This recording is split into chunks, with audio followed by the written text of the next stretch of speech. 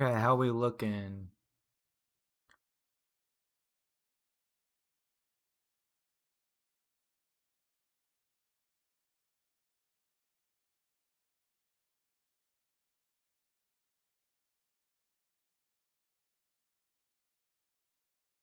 Anybody here in the chat with me?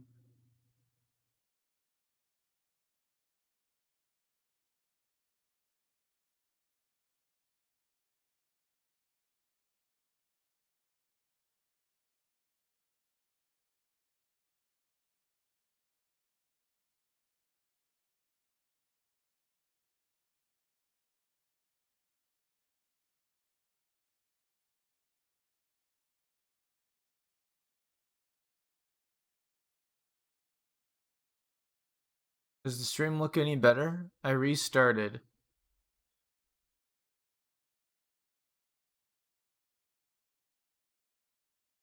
Still looks like it's dropping a bunch of frames. I might have to just record the video and post it. I'm not sure the stream's gonna work today. I don't know.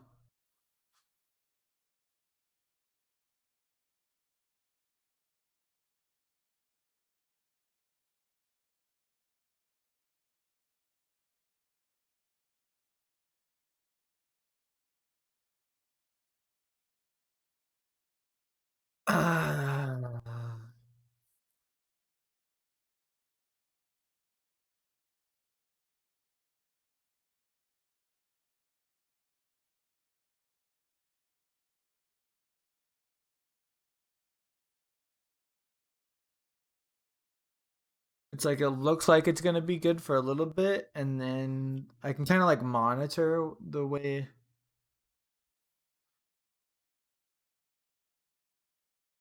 it looks like it's staying in the green right now. How's it looking right now? Smoothing out? Oh, literally right as I said that, it dipped for a half second.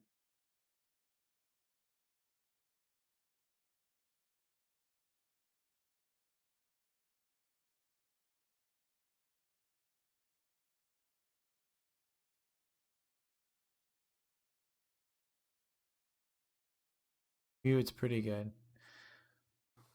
All right, well, I'm gonna try it. We're gonna try it. I have confidence.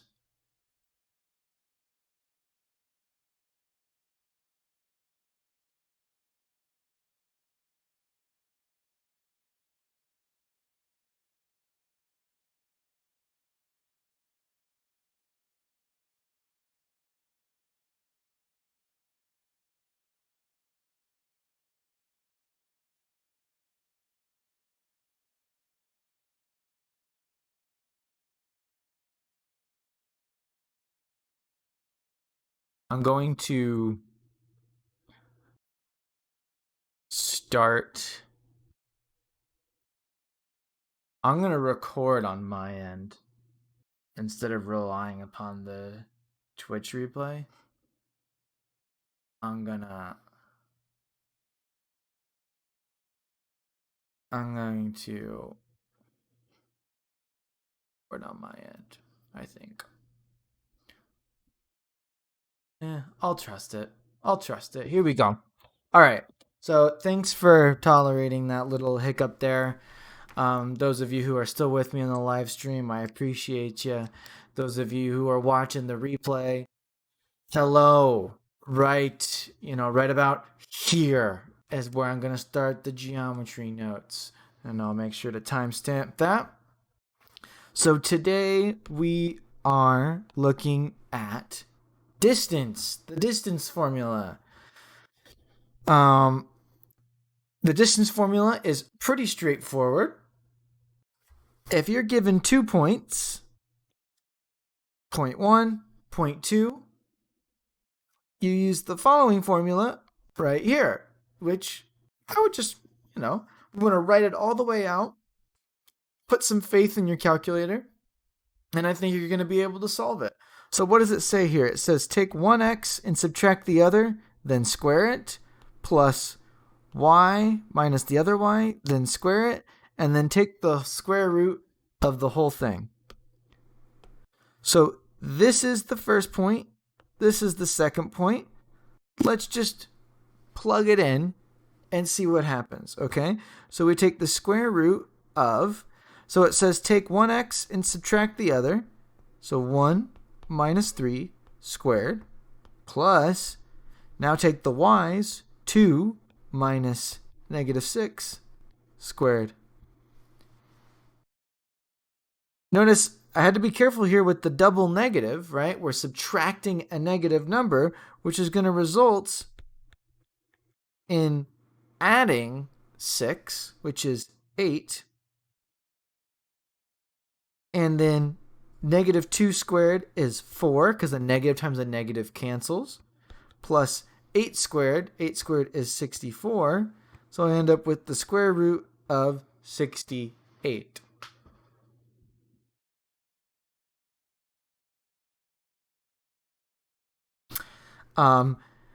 We can simplify this.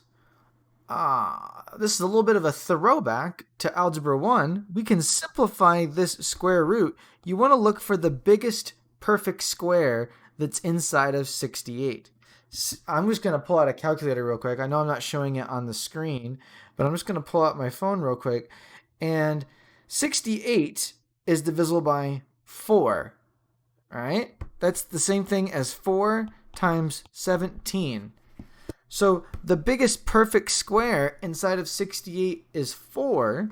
So this reduces down to 2 root 17. And maybe I will show you a calculator on this guy.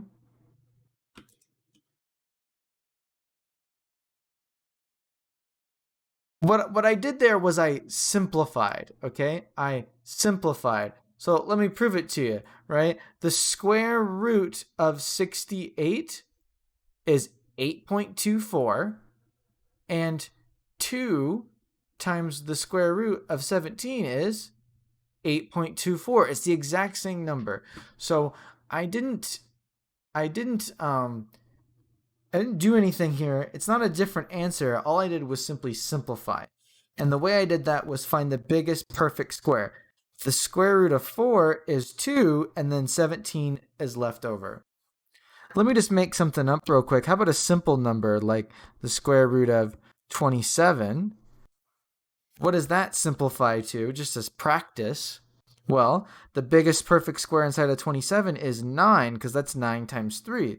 So the square root of 27, well, what's the square root of 9? 3, and then what's left over? Root 3. So these guys are the same thing. It's just called simplifying, okay? But the gist that I want you to understand is this distance formula. Let's do it again. Don't overthink it. Just follow along. It says take the x's and subtract them. Take the y's and subtract them.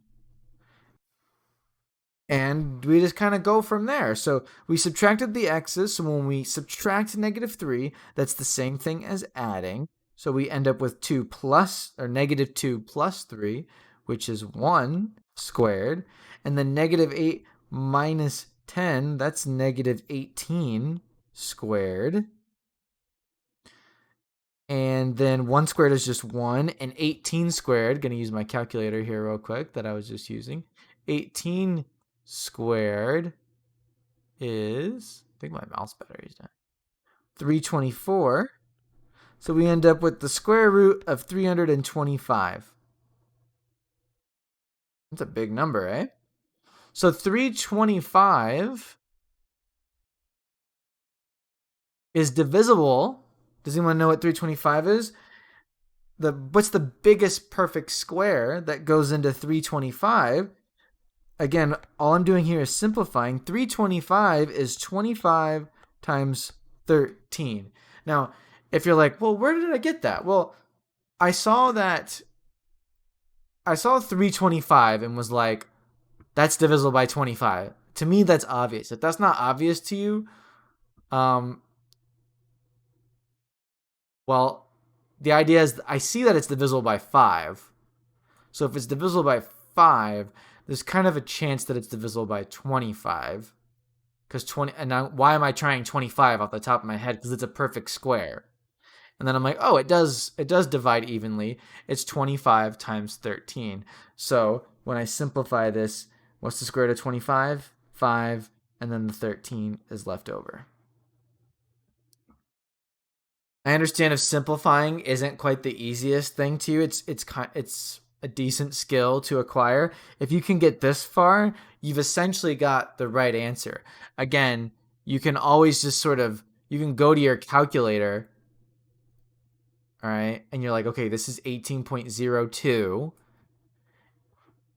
and then you can confirm that you simplified right. Plug this in. 18.02. I did it right. They're the same number. It's like simplifying a fraction from 2/4 to a half. They're the same thing, right? 1/2 is just the better way to write it. Well, 5 root 13 is the better way to write it.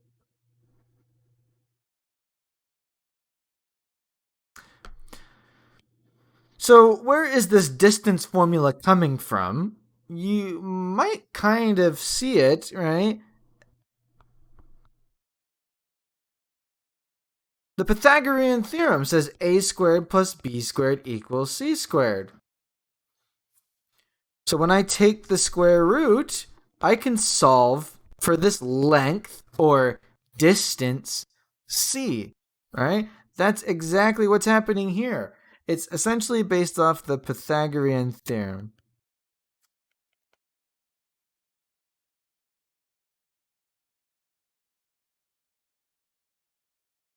And let's use that fact, right? If this thing is based off the Pythagorean theorem, let's just take these segments, right? I could find the individual coordinates, right? I can look at this coordinate and go, or well, let's do AB first. I can look at this segment AB and I'm trying to figure out how long it is. Well, okay, this segment is 4, or this point is 4, 4, and this point here is 2, 0, and now I'm going to go and use the equation. And to me, I feel like students potentially might make a mistake when using the equation, right? There's nothing wrong with the equation. I like the equation. It's how I learned. But when you have a graph like this and it's already been plotted, I would encourage you to think of it as a right triangle. And many of us are familiar with the Pythagorean theorem from Algebra 1. If you don't remember it, well, it's going to come back to you super quick. This is 2 wide, and this is 1, 2, 3, 4 tall. And we're trying to find this length right here. So 2 squared plus 4 squared equals, right, question mark squared. But to solve for that missing side, let's not call it question mark, let's call it x. Do we remember the Pythagorean theorem? Those of us in the chat, do we remember that? Now what are we doing? We're taking the square root to solve for x. So 4 plus 16, which is square root of 20. 20 is 4 times 5, so that breaks up into 2 root 5.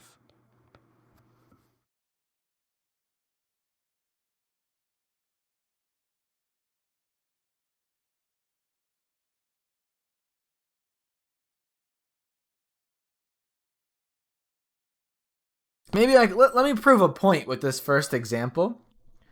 Like I said, this coordinate is 4, 4, and this one is 2, 0. So when you subtract the x's, 4 minus 2, and when you subtract the y's, 4 minus 0, right? I'm using the distance formula above, right? What do I end up with? The square root of 2 squared, 4 minus 2 is 2, plus 4 squared. It's literally the exact same thing. But instead of thinking of it as a formula, I'm thinking of it more visually here, and I can literally just count the distance. It's a little bit easier that way as opposed to stressing about a formula. You can just kind of see it. as opposed to calculating it.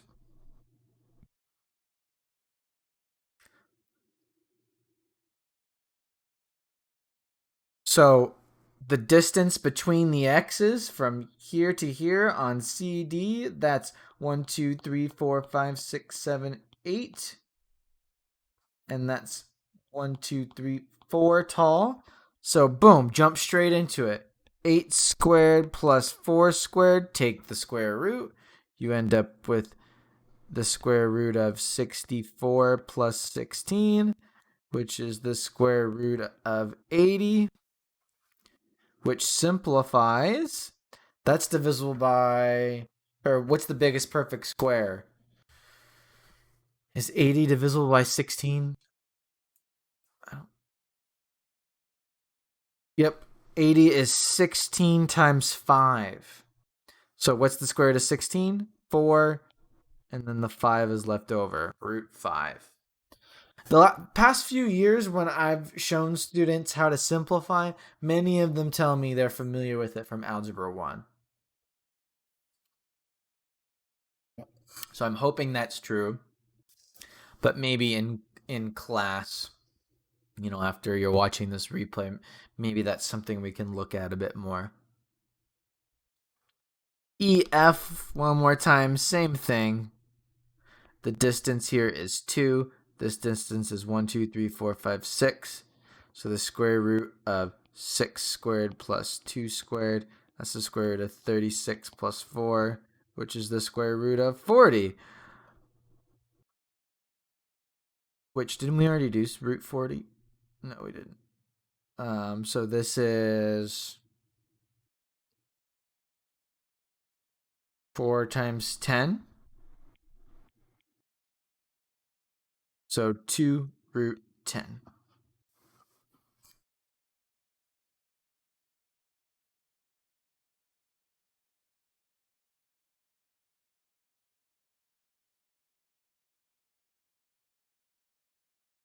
Some questions, it might be multiple choice and you're selecting this as an answer. Some questions, it might ask you to punch it into your calculator and round the answer, right?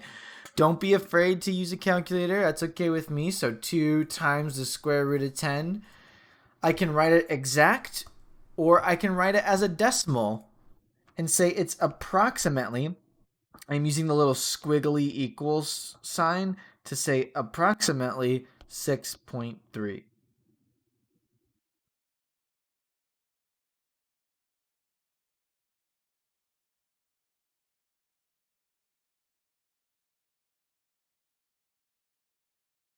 So this says prove that CD is longer than AB. I wouldn't stress too much about that word prove. Again, this is just asking us to calculate the distance and like which one's longer, right? Which one has the longer distance? So let's figure it out. So 1, 2, 3, 4, 5 wide, 1, 2, 3, 4 tall, and this one's 1 tall, but 1, 2, 3, 4, 5, 6 wide. When I look at those, they look pretty close. And I'm not going to lie, I don't know which one's actually longer. I think AB is, visually speaking, but we'll see what the numbers tell us. So the square root of 6 squared plus 1 squared equals the square root of 37. And then this guy is the square root of 5 squared plus 4 squared, which is 25 plus 16. What is that? 41. Oh, wow, I was wrong. I really did think AB was longer. Nope. CD. So the square root of 41 is greater than the square root of 37. Therefore, CD is longer. Oh, it literally says prove CD is longer. I had it in my head like, which is longer? But we knew. I feel kind of dumb. My bad. I didn't read my own question carefully enough.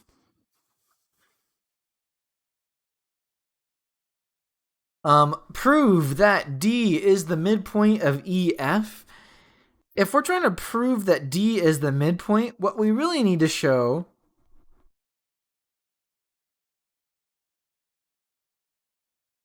that the two halves are the same, right? If we want to show that this is the midpoint, then really we need to show that each side is the same. So let's do that. 1, 2, 3, 1, 2, 3, 4. 1, 2, 3. 1, 2, 3, 4. Look at that. It's going to turn out to be the same. So ED is equal to the square root of 3 squared plus 4 squared. And DF is equal to the square root of 3 squared plus 4 squared. So therefore, they're both 5 long. So bada bing, bada boom, we did it.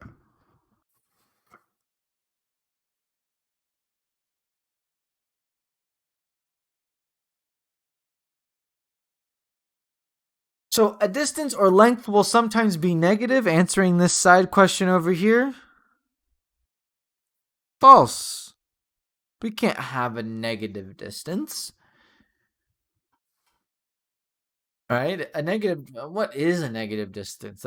I'm negative 2 feet tall. What does that even mean, right?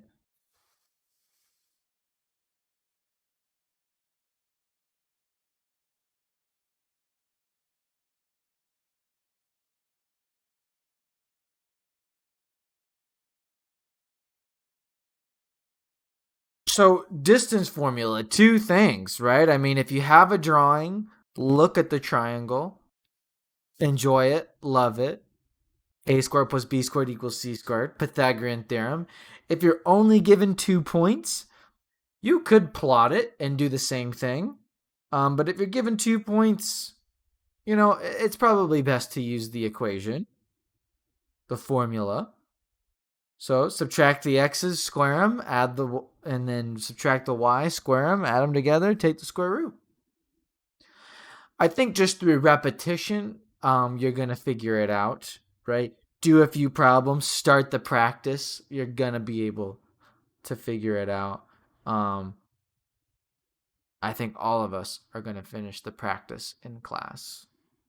That's for sure. All right, that's the end of Geo. I hope the stream is doing okay. I hope the replay looks okay. Here in a sec, we will start Algebra 2.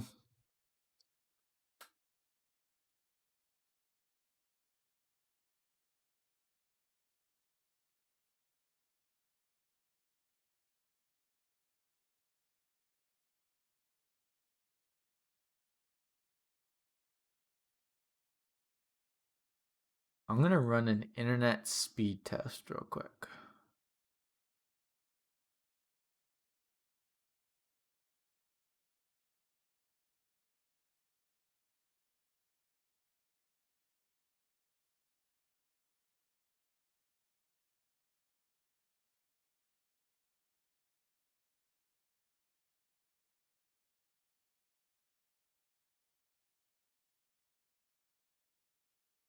My upload speed is pretty good.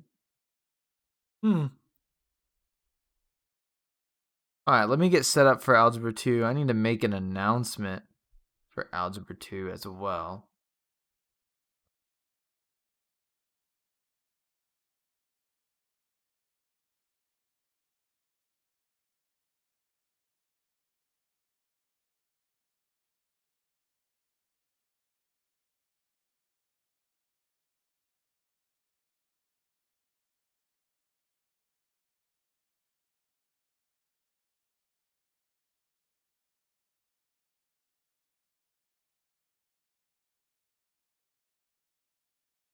I just dropped a bunch of frames just now.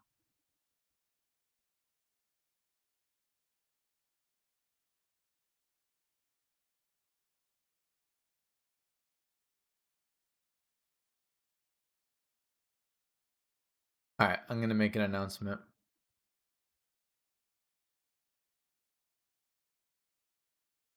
Why does it keep logging me out? It's so annoying.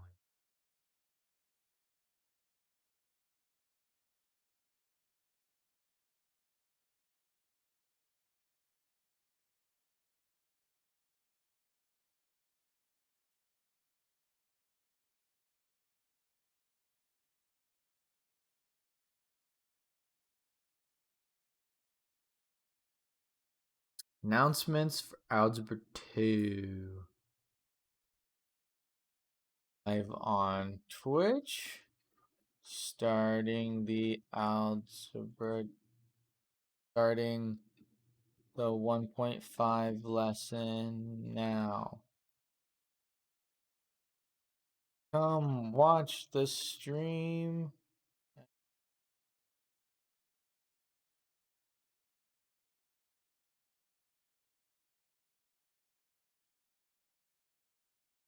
You can always watch play.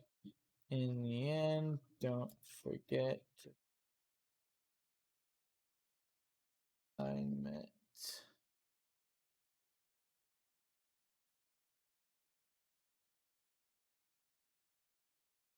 What I'm doing? There you go.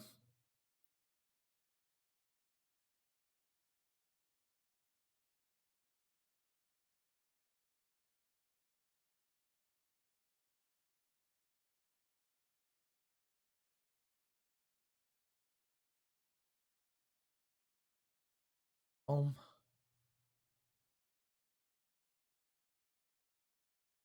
Okay. So I just made that announcement. I'm gonna wait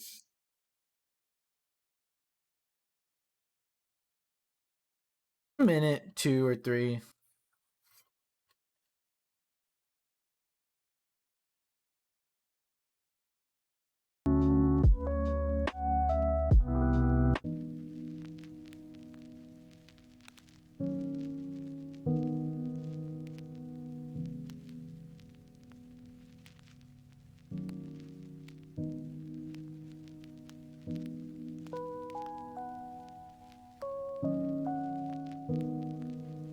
I feel like all these lo-fi beats always sound the same.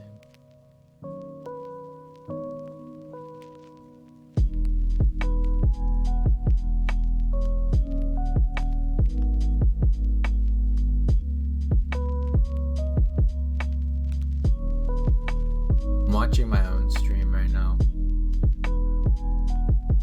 Not buffering for me right now, so that's good.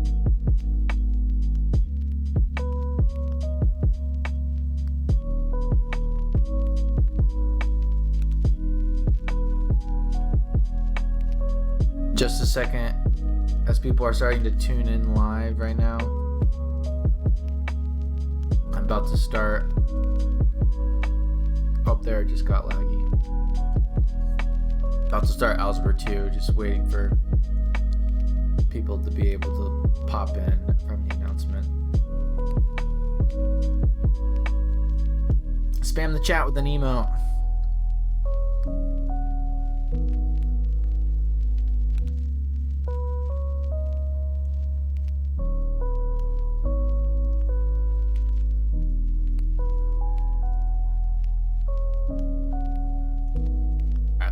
So let's get started.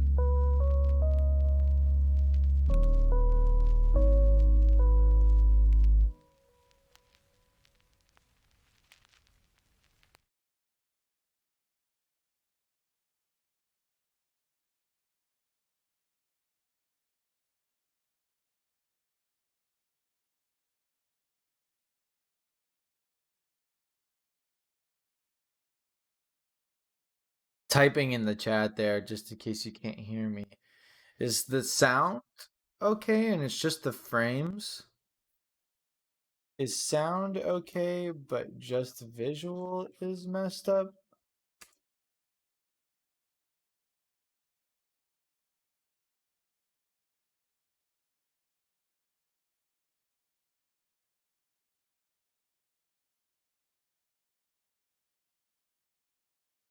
Sorta. Okay. Having having some slight technical issues today.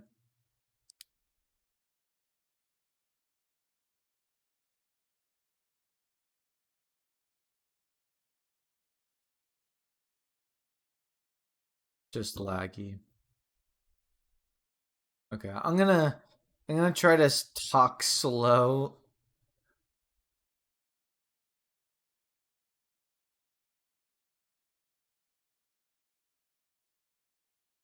Gonna try to talk slow just in case oh wow, it is behaving very poorly right now. I can kind of monitor it on my end. We're gonna try to power through it. The replay might look better. Okay. There is the possibility that the replay might look better. So if you miss something, you might go back and look at it. So piecewise functions are functions composed of multiple functions, essentially. There are like parts. Okay, it's not just one whole thing. There's like multiple parts. So, for example, this initial function here, there's part 1 and there's part 2. I'm going to graph by hand, but also flip over to Desmos and show you how to type these into Desmos. So we'll do a little bit of both. But let's do what we can by hand here. This thing is in vertex form, right? It's in vertex form, and I know it doesn't have the parentheses, but essentially there's a 0 here that we can't see, right? Because we're not subtracting anything, and then we're adding 1. So we went right nothing up 1. So boom, there's the vertex, and we graph it, okay? I'm kind of doing this partially wrong, okay? So if you're doing this on paper with me, I'm skipping over a step right now initially, okay? And then here's my line. That's just, that's in slope-intercept form. It's not a parabola. It's a line, right? There's no x squared. It's just a line. So the slope is 1, and the y-intercept is 3. So then up 1 over 1, up 1 over 1, up 1 over 1, and then there's my line. Yeah. But there's something important that I've sort of grazed over here, and that's this part right there. It says if x is less than or equal to 2, it behaves like this, but if it's greater than 2, it behaves like this. So there's parts to the whole. So where is 2? It's right here. Yeah? So when I look at this parabola, it says if x is less than or equal to 2, so this part of it is gone.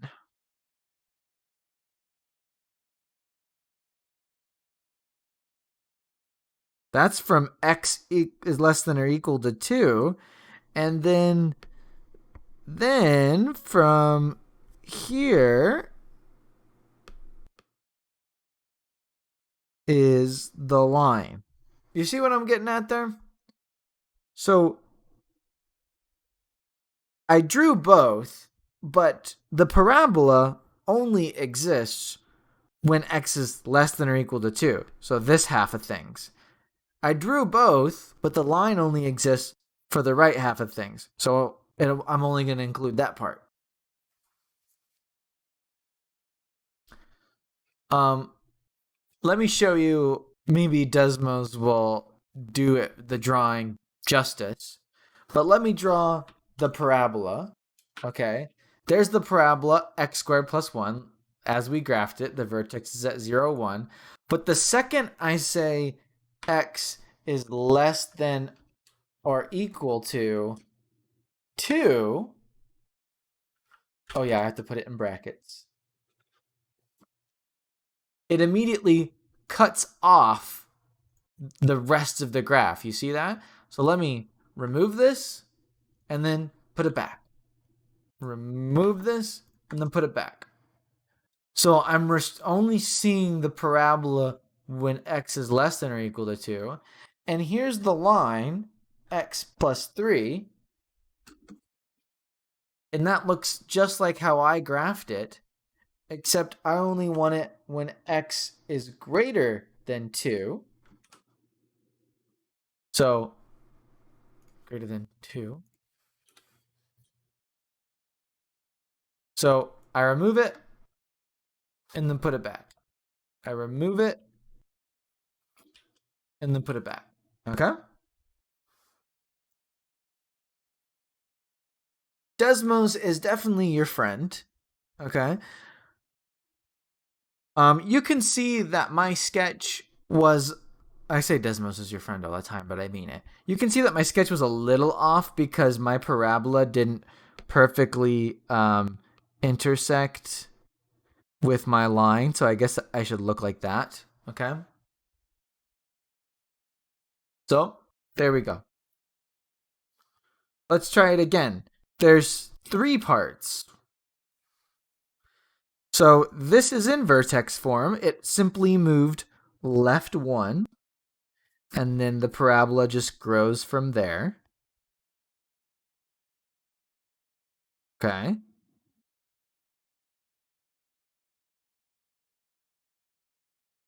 But I only care about the parabola when it's less than 0. So this part I don't care about. I only care about it when it's less than 0. So here's 0 right here. So when the graph is when x is less than 0, that's the left half of things here. I don't want this right half. Nope, I don't want it. I only want this left half because x is less than 0 this way, okay? And then when it's literally 0, there's a point at 3. Bop. You see that?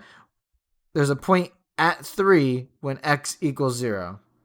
So there's just boop, a single point. Just this one moment in time. And then this is a line with a negative slope and a y-intercept of 2. Should I do a different color for that? Let's do a different color.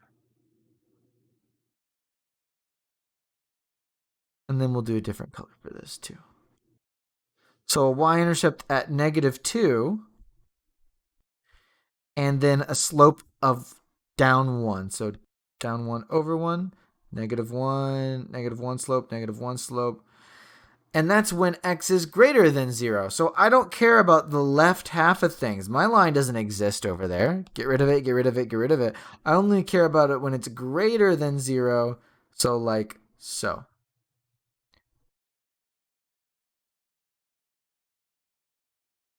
You can see only when it's greater than 0. So there's this, you would say, if you recall, there's actually an open circle right here, right? Because my function doesn't actually exist right here. Okay? My function, oops, I didn't mean to erase all of that. I just meant to erase this circle part right there. My function doesn't exactly exist here, right? It exists up here at 0. I hope that makes a little bit of sense there. Let me look at Desmos again. So again, here's our parabola. I think we can all graph that pretty easily. It moved left 1, okay? But I don't care about the whole thing. I only care about it when it's less than 0. And this will make life easy on the homework if you know how to type this stuff. You do a left bracket, a right bracket, and then type the inequality. So I had the whole graph, and then, I got rid of some of it. And so we're not actually touching at 1. There's no point there. You see how it says undefined? Because technically the graph doesn't exist right there at 0, right? Because this is for less than 0. So where does the graph actually exist? Well, it says it's equal to 3 when x is equal to 0. So there's a point right up. Desmos is being weird and it's not showing. It's there, but like we can't see it. If I type y equals 3. There we go. It won't. I'm just going to plot the point.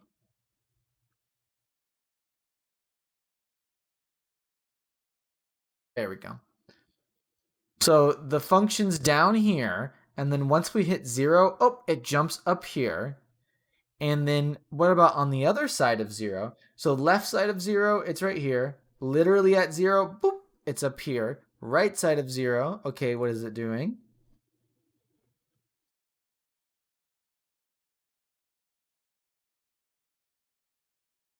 It's doing this down here, right? Which I plotted that already.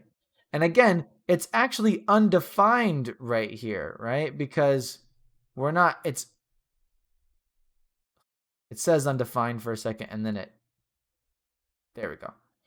It's undefined right there because the graph exists up here. When x is equal to 0, it exists up here. So again, there are this time there's 3 separate parts. If you're left of 0, you're following this rule. If you're literally at 0, you're at 3. And if you're on the right side of 0, well, then you're following this line. Don't overthink it. Just realize that like there are 3 separate parts that make up the whole.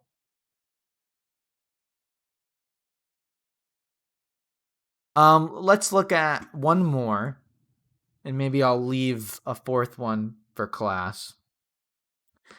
There are 2 parts to the whole. This parabola and this parabola. So this says right 2, down 4. And then, okay, let me draw the parabola. But only when x is less than or equal to 1. So here is x equal to 1. So when I draw this parabola,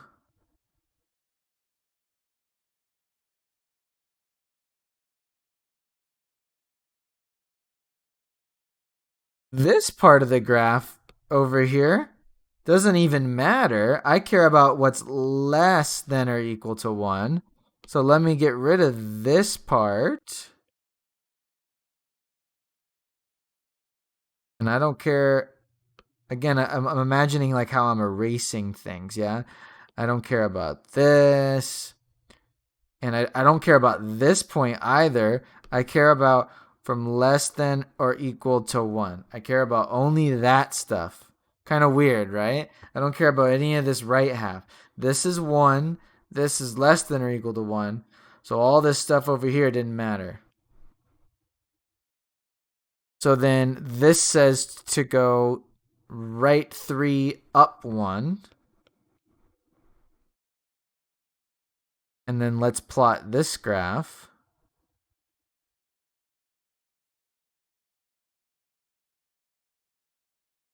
I only care about the stuff greater than 1. So this part right here doesn't matter as it goes off over here because the purple already exists. I only care about from here on. So let's get rid of that.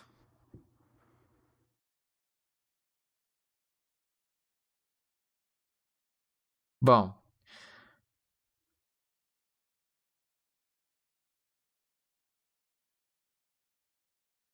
Getting spammed by La Cake.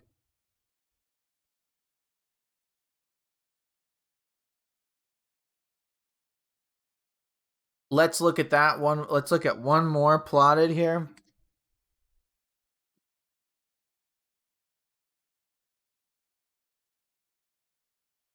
So there's that. Oh, shoot. Oh, no. Did you see what I just did? The equation says says left 2, and I went right 2. Oh, no. I messed up the purple. So left 2, down 4.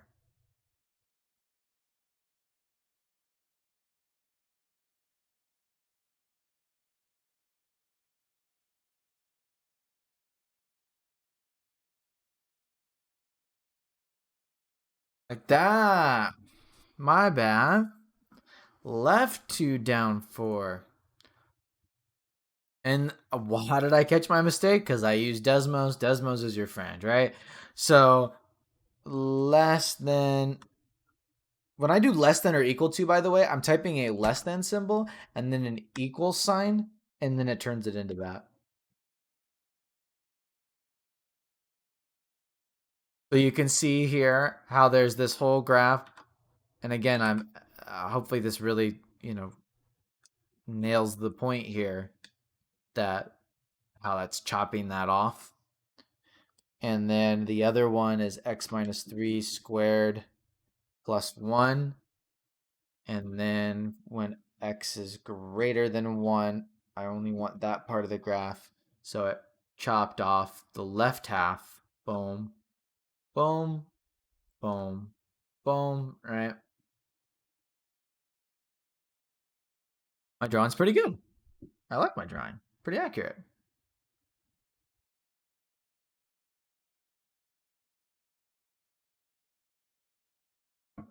Okay.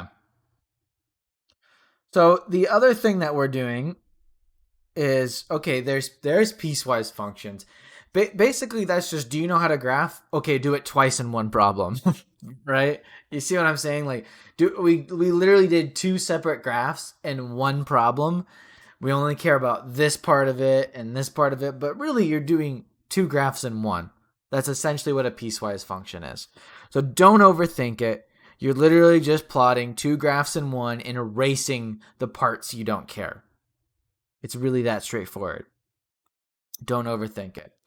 So let's go backwards, right? We've been doing a lot of graphing. What if I gave you the graph? Could you determine what the function is? That's what we're going to do now. If I just give you some graph with maybe a couple points labeled, can you write the equation for that graph? That's what we're going to try to accomplish right now. So let's kind of think about vertex and intercept form. What are the things that we already know? We know that A plays the role of stretch or shrink. We know that H is the horizontal shift, and we know that K is the vertical shift. Yeah? When we go to write this, we basically need to know two things. We need to figure out what the vertex is, and we need to figure out what the stretch or shrink is. Do you realize that? Those are, if you're going to try to write something in vertex form, you need to know H and K, which is the vertex. And you need to know A, which is, has it been stretched or shrinked or not? Okay? Those are the things that we're looking out for. When I look at this graph, that's what I'm trying to figure out. Okay? If I'm trying to write something in intercept form, well, then I need to find the zeros. And I need to find the stretch or shrink once again. Okay? These are just the thoughts that are going through our head.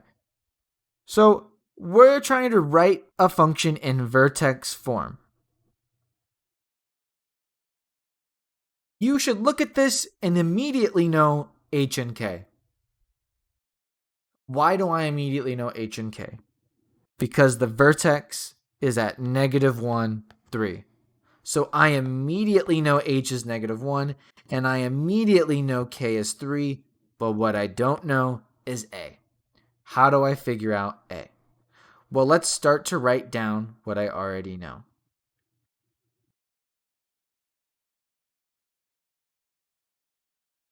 Right?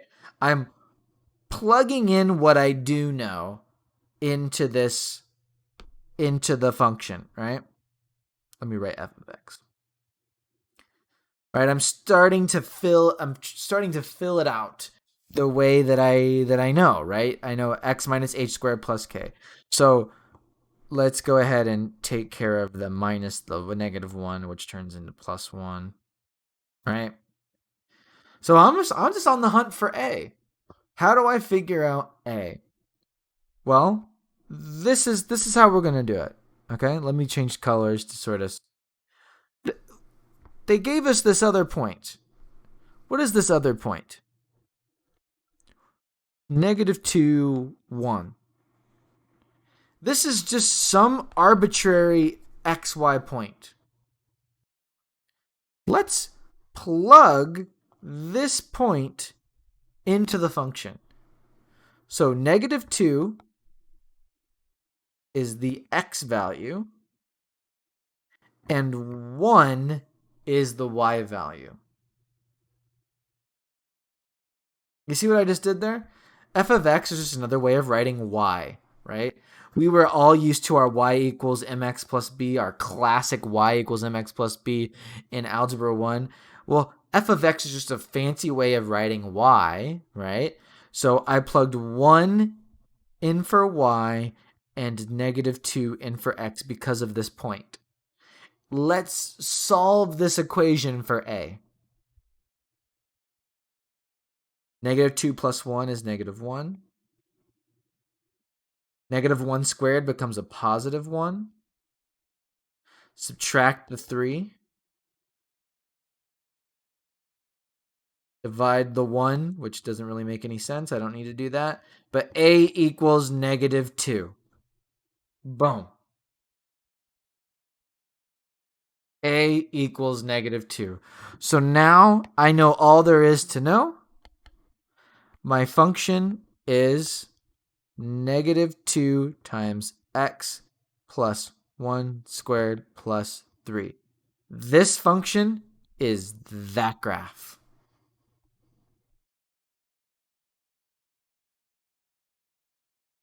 If you haven't been breaking out your pencil and paper during class because you feel like you can just do it all in your head, I don't think that's going to be the case anymore.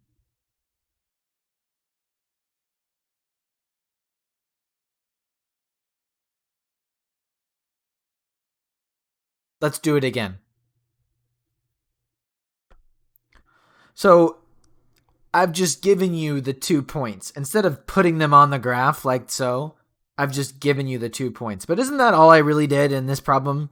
Right? I gave you a picture, but the only thing we cared about was this point and this point. Well, right? I don't need a graph in order to care about those 2 points. So I immediately know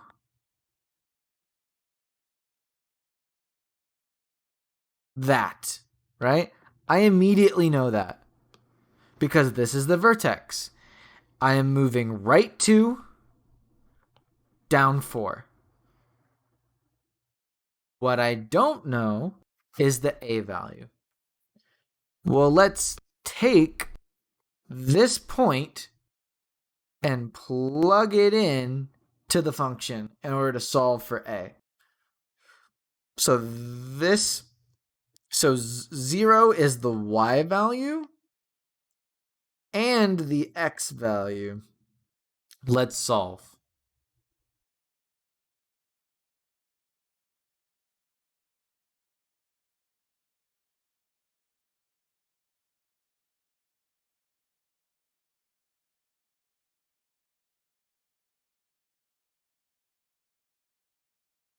Turns out a is just 1.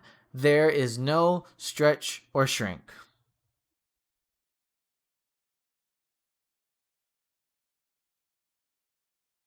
So my end result, my end answer is f of x equals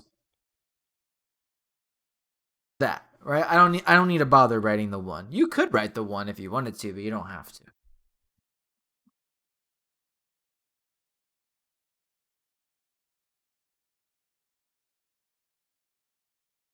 So that answer that I just got, let's see this come to life on a graph. That answer that I just got should what are we coming up with here? What have we just come up with? This graph has these 2 points on it. That's what I'm saying. That's what we're saying here. This graph has these 2 points on it. So when we look at that graph on Desmos, there's the point 2, 4, which we said it would be there, right? Oh, I screwed up on Desmos. It was -4. So there's the point, 2, -4, just like we said it would be. And does it go through the point 0, 0? Why, yes, it does, right there. So the equation that we came up with does exactly what we wanted it to do. It goes through those 2 points perfectly, just like we said it would.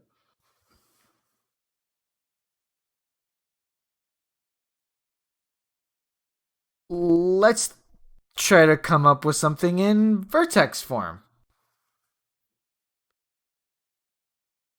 So vertex form, as a reminder, right, is x minus p times x minus q. So when I look at this graph, I immediately know P and Q, right? Yay! Because I can see the zeros are at -5 and 1. So I immediately know. What do I immediately know? I still don't know A, but I know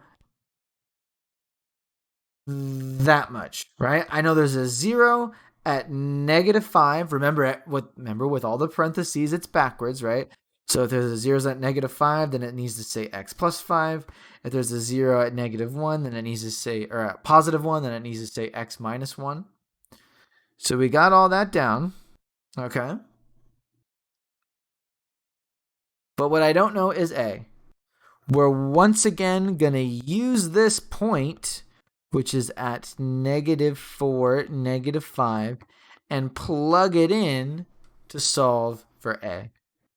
So -5, that's my y value, right? This is just another way of writing y.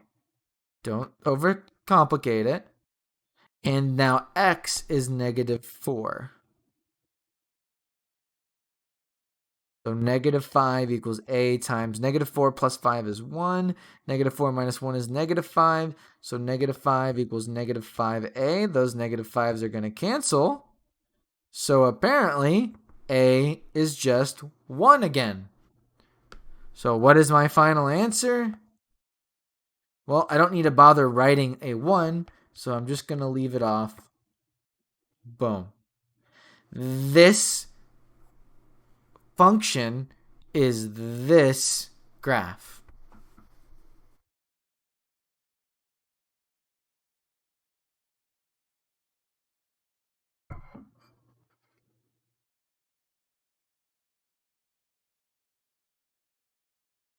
Again, when I want to write something, let's do it again.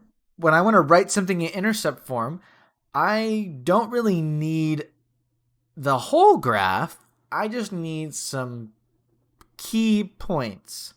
I need to know the zeros and just give me some random point, right? I don't care what random point it is, just give me one, right?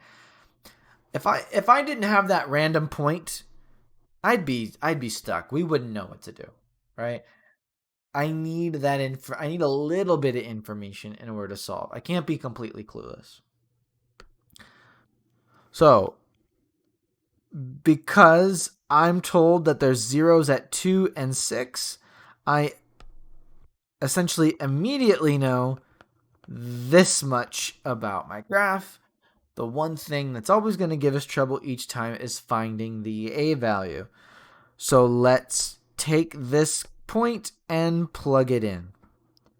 So this is, again, just another way of writing y. So this is an xy coordinate. Let's plug it in. -6 equals a times 8 minus 2 times 8 minus 6. -6 equals a times 6. 8 minus 6 is 2. So -6 equals 12a. 6 times 2 is 12. Divide by 12. We definitely get a more interesting a value here. We get -1/2. So now we know all there is to know. Boom. I want to plug that in on Desmos again.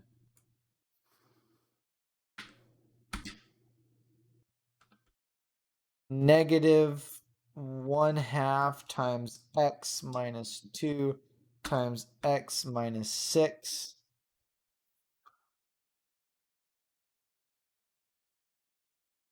So what do we know? It has to cross at 2, 0, which, I mean, I think that's obvious. Like, we accomplished that much. Like, if that's the easy part to accomplish. Yes, perfect. I have zeros there. But what's the other point that we needed? We need to cross through 8, -6. Did we achieve that? Does the -1/2 achieve that? 8, -6. Boom. I don't know why it won't stay like it does for these. But yes, it's right there. You can see it. Right there. If I got the wrong A value and did -1/3, it's not going to cross through 8, -6 right there. Right there it is. The graph is missing it. Right? I can plot the point 8, -6. Right? It's right there. If once I change it to a third, it misses it. Change it to a half, boom, it goes through. Had I gotten 1/4 or any of those, right? None of those are going to work. 1/2 is the one that achieves that goal. You can see that it's still going through these two zeros, though, right? We're checking off those two ingredients, but the half is the important part.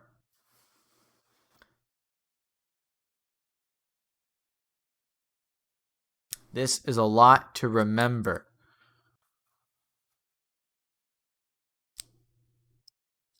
Well, ideally, through repetition and having graphed a lot of these already, the first half, when I write this part right, oh, I should probably share the correct screen. When I write this part right here, these two things should be the gimme things, right? This should be the gimme thing. This shouldn't be too hard to come up with for anyone, right? Because intercept form, I'm literally just taking this number, plop, taking this number, plop, taking this number, plop, taking this number, plop. Right? That's just the nature of intercept form. And then the one thing that we need to remember, if I were to say that there's actually something to remember, would be if I'm trying to find A, I have to plug in a random point in order to find A. That's the step. That's the solving that we need to do. There's really, I mean, this isn't remembering. This is just solving, right? So the thing that we need to know how to do is plug it in order to solve for A. Again, these two things are hopefully the gimme, right? That's the easy part, right? Because plop, plop. But we need to know to take this coordinate and plug it in so that way we can solve for A.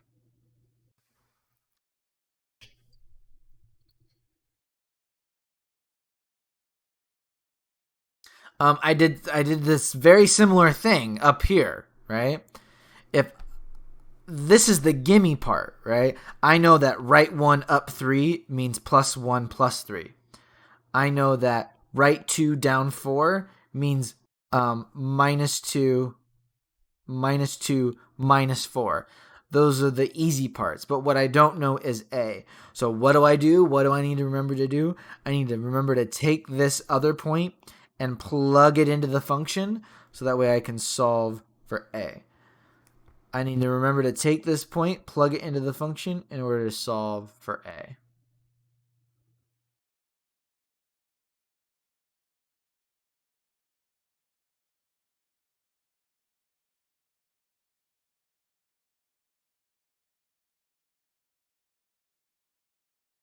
Let's do it one more time in vertex form here for this last example. The video's potentially getting a little long. I don't want it to be too long, but I like to answer the questions live. So I'm glad that you said something. I know you didn't ask a question, but I hope I alleviated a little bit, right? It's kind of a similar process each time. So write a quadratic function for f of x. What do I know? What's the gimme part? The vertex, right? I look at this and I go, oh, I moved left 6 up 2. So I know, what do I know? I know Left 6 means plus 6, and up 2 means plus 2. That's what I know so far. Let's figure out this a value. So with some, I don't have as much space on this one. I wish I did. So let's plug in this other point, which is negative 4, 6. Let's plug it in. 6 equals a times negative 4 plus 6 squared plus 2. 6 equals a times negative 4 plus 6 is 2 squared plus 2. 6 equals 4a plus 2. Subtract the 2. Divide the 4. A just ends up being 1. So our function is this.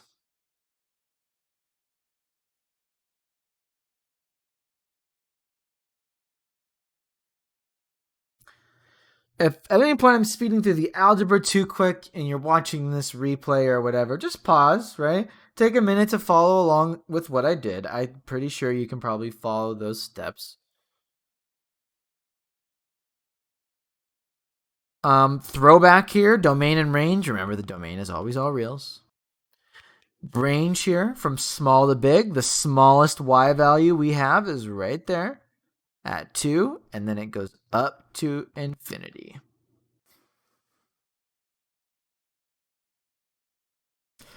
It says to translate the graph of f of x right 5 units and down 5 units. So that's interesting. Let's do that. So let's take this point and move it right 1, 2, 3, 4, 5, and down 1, 2, 3, 4, 5. And let's take this point here and move it right 1, 2, 3, 4, 5, and move it down 1, 2, 3, 4, 5. And plot it again.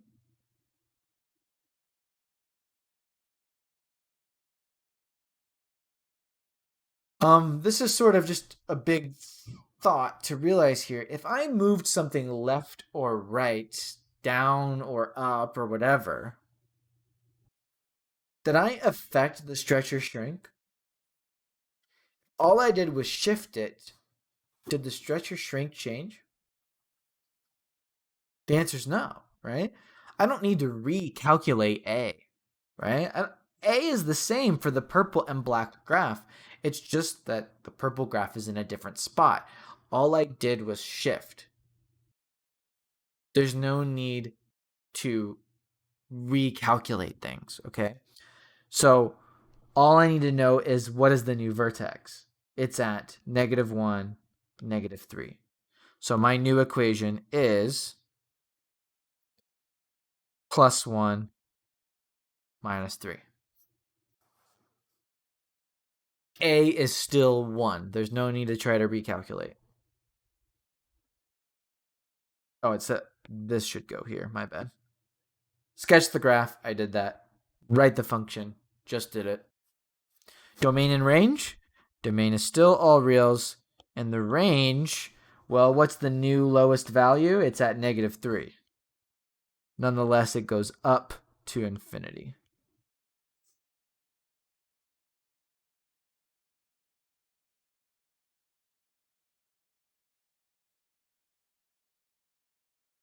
This is definitely the most challenging lesson. It's very conceptual. I think once you know the steps to writing a function, you kind of get it down pat. But it's definitely a bit of a concept, right? It's a bit of a conceptual thing. Do you understand how a function works, right? And I'm always willing to chat about this and to talk more one-on-one about this. Anyone wants to really dive deep into this in office hours. But I think the little wrap-up I did for Lil Net about the steps, I think was a pretty good moment in the stream. So you might rewind and go back to that if you're watching the replay. You might go back and re-listen to that moment, okay? Because the steps were there. The steps are there. I said it. And it might take a little bit more repetition.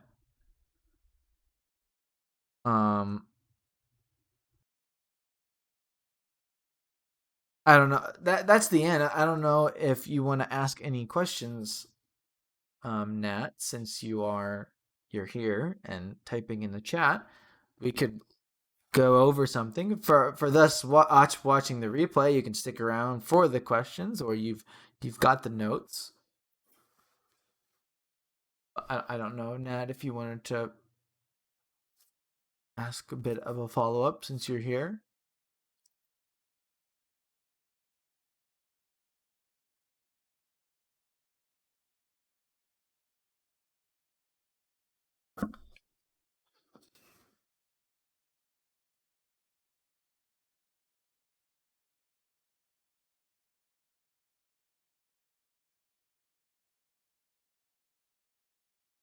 The piecewise?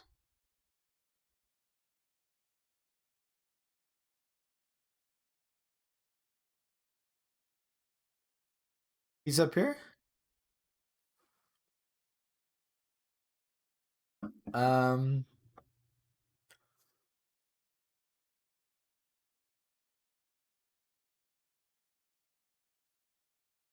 Well, here, let's just do example D.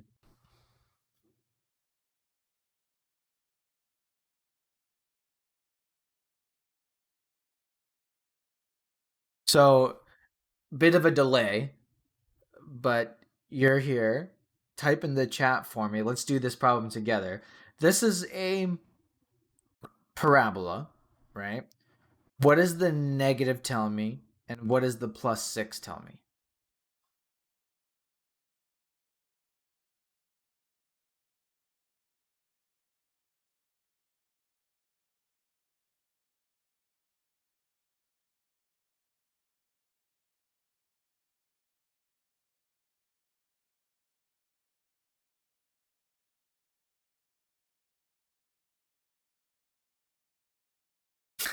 It lagged. What does the negative tell me, and what does the plus 6 tell me?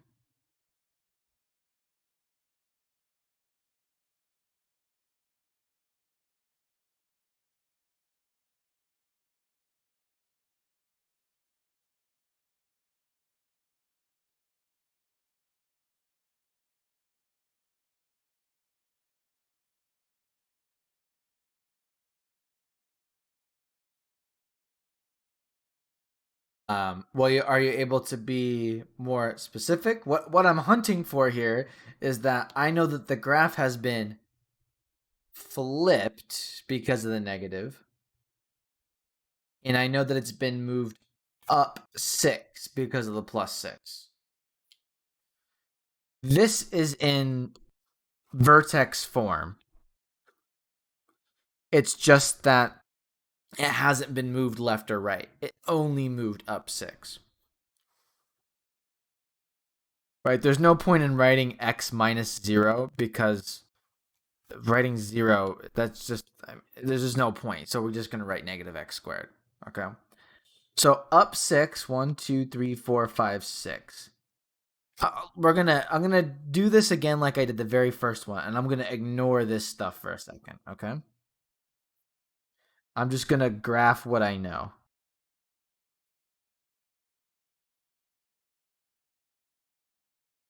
Why did I go down? Because of the flip, right? Are you okay with that parabola right there, the red one? Ignoring the stuff on the right, are we okay with the red parabola?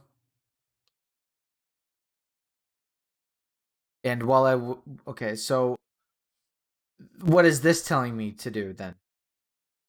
Want to be specific on that one? What is this one telling me to do?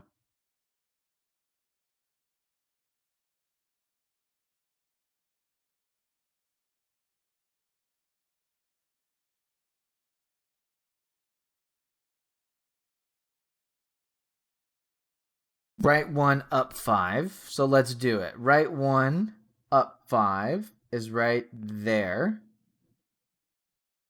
And then the graph goes like so.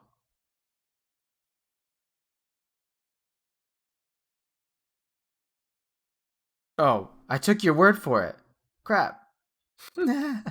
Left 1 up 5. Yes, you're right. Good correction.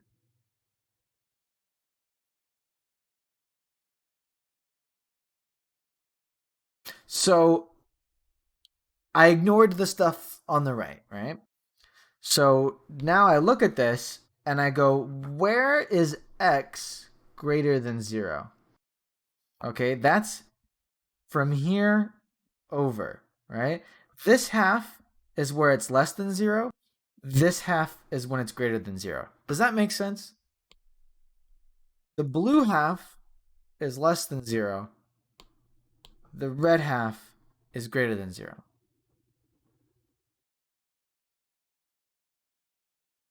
that make sense? Yeah, okay. So when I look at the red graph, I only care about the part that's on the greater than 0 side. So if from here over is greater than 0, that means I don't care about the left half. I don't care about this half. Oops, I erased too much. Oh, the way it makes me erase, I have to erase the whole thing. Crap. I only care about this side. And when I look at the blue graph, I only care about. Whoops, that's my eraser. I meant to be. I only care about the stuff that's on the left then, on the left side. So I don't care about this. I don't care about. Oh, well, I care about everything else, right? I had to chop that part off, right? This stuff is on the greater than side. I only care about the stuff that's on the left hand side. So I erase this, and then there's my graph. You typed in O. So you had the aha moment.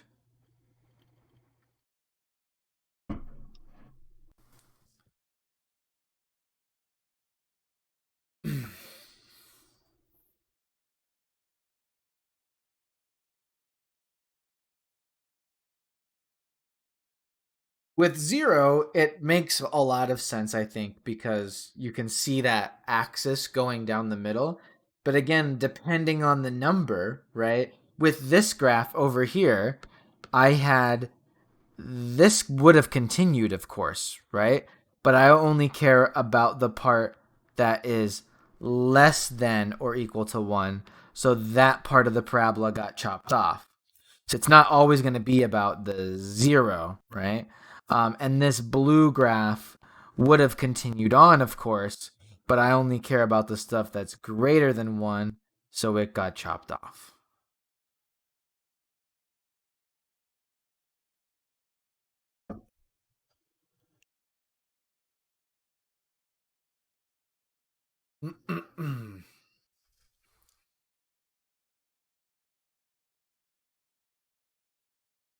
Good, good, good.